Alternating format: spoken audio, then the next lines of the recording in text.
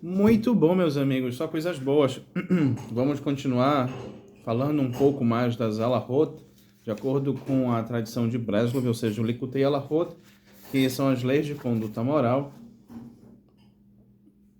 que o nosso querido Avrer, ou seja, o estudioso, aquele que senta num collel, num centro de estudos para homens casados, o querido Daniel Meir Adissi HaKohen, ele trouxe para nós que é Likutei Alahot, leis de conduta moral, do maior aluno do Rebbe Nachman de Breslov, que foi Natan de Breslov. E, continuando o Shulchan Aruch em Orach Haim, nós temos 1.3, as leis de conduta matinal.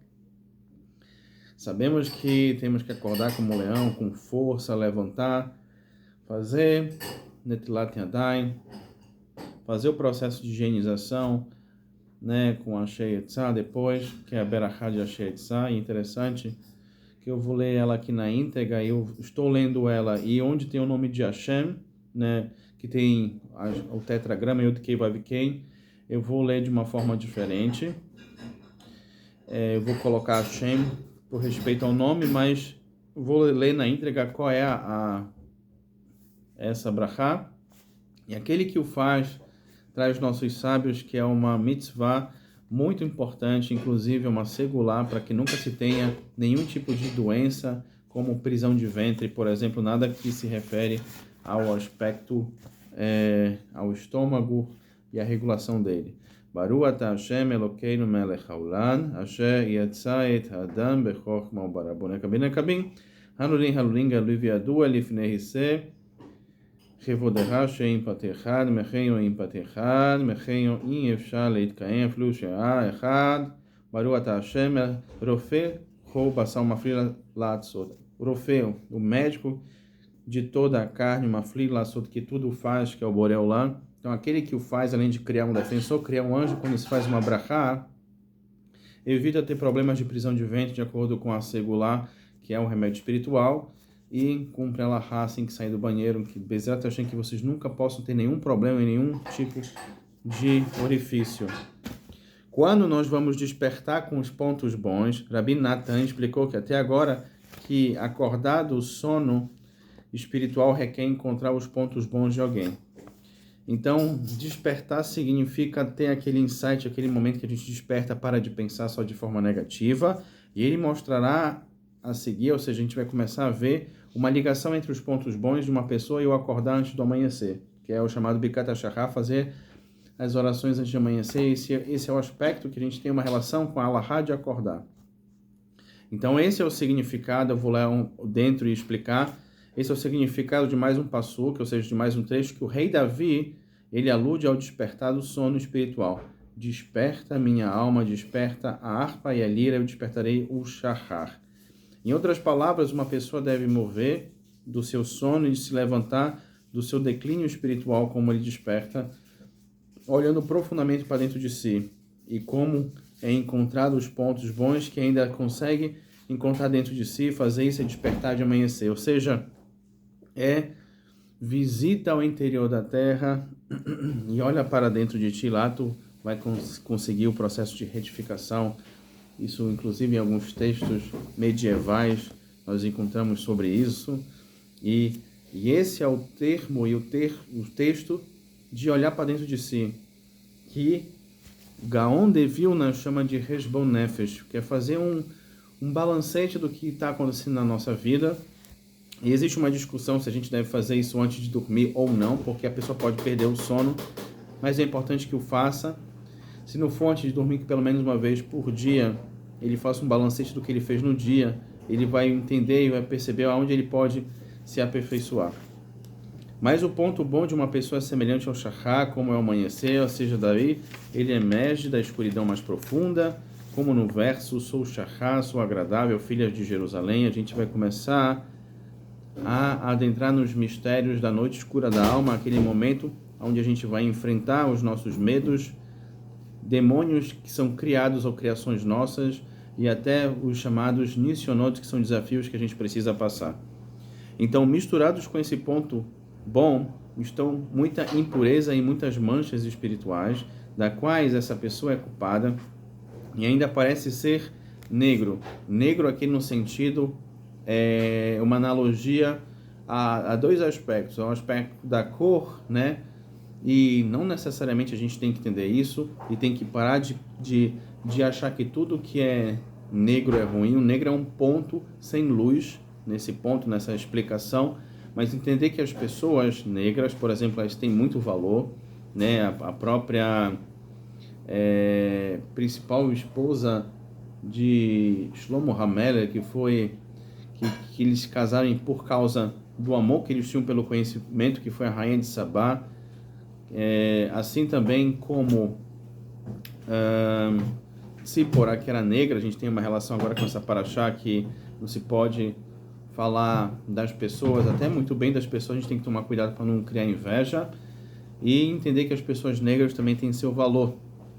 As japonesas, as orientais, as tchecas, uruguaias, quem seja, não existe um povo melhor do que o outro, não existe uma cor melhor do que a outra. Cada pessoa tem o seu quinhão na terra e cada povo tem a sua missão e cada cor tem a sua beleza. Pois bem, aqui eu vou usar o termo como um sentido analógico, né? E o negro também, a negritude, né? O nigredo também medieval, os químicos medievais trazem esse processo de encontrar um ponto e desse primeiro ponto começar a ressurgir. É o que eu encontrei, por exemplo, em Londres, no Museu de Londres, uma pintura que tinha uma pessoa com uma varinha de pescar, e essa varinha de pescar caía dentro de um poço e existia uma mão que segurava. Isso significa que, num determinado ponto, começa um processo de crescimento. Eu vou dar um exemplo para vocês. Essa semana, o cozinheiro-chefe de um restaurante que eu trabalho, que eu sou mais guia, mandou um vídeo do He-Man para mim assistir e ver qual é a moral da história. He-Man era um desenho da década de 80, que eles procuravam trazer algumas mensagens, não subliminares, mas mensagens diretas em relação ao aprendizado. Então, em um determinado momento, um personagem fala por He-Man que ele descobriu que o He-Man virou atleta, corredor. Ele falou, sim, agora eu estou participando, Adam, né, era o nome do personagem dele, eu estou participando de corridas. Ele, puxa, que interessante, traz o personagem, falou assim, você chega em qual lugar? E aí o Adam, que é o He-Man, falou que chega em quinto, em 10º, 50º. Ele fala, não estou entendendo. Se você chega nesses lugares, os que não chegam em bons lugares, chegam em quais lugares? E aí vem a bomba de hidrogênio para que a gente possa compreender. 2 moléculas de hidrogênio e uma de oxigênio. E aí vem toda essa força. O que o Adam falou?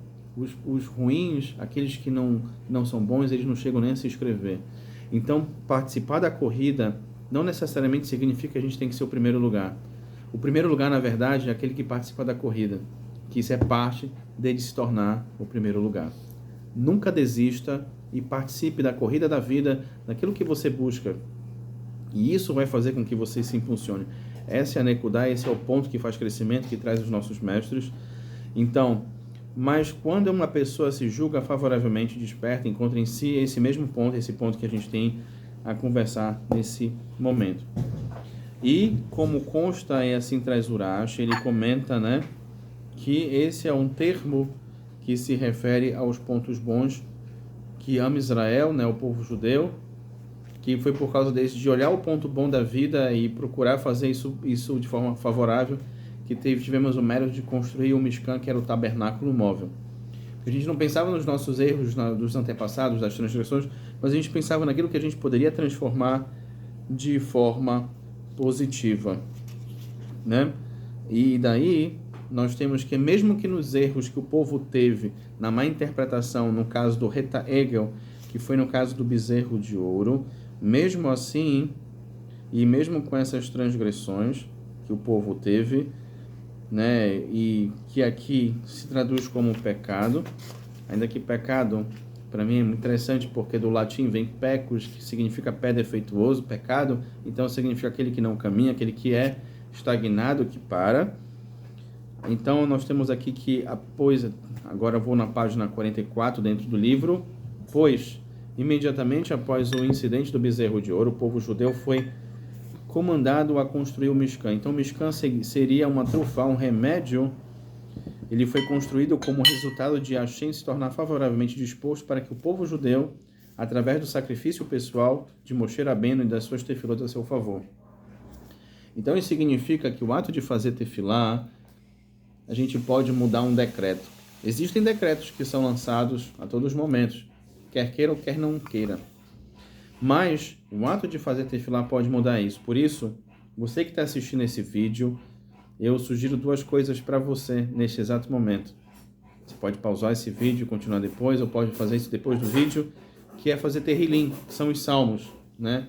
Os salmos têm uma força espiritual muito forte. Faça um salmo para uma pessoa que você acha que precisa de um salmo. Escolha um salmo qualquer e faça para essa pessoa. Escolha uma pessoa durante a semana que você vai fazer um salmo por dia para levar luz para essa pessoa.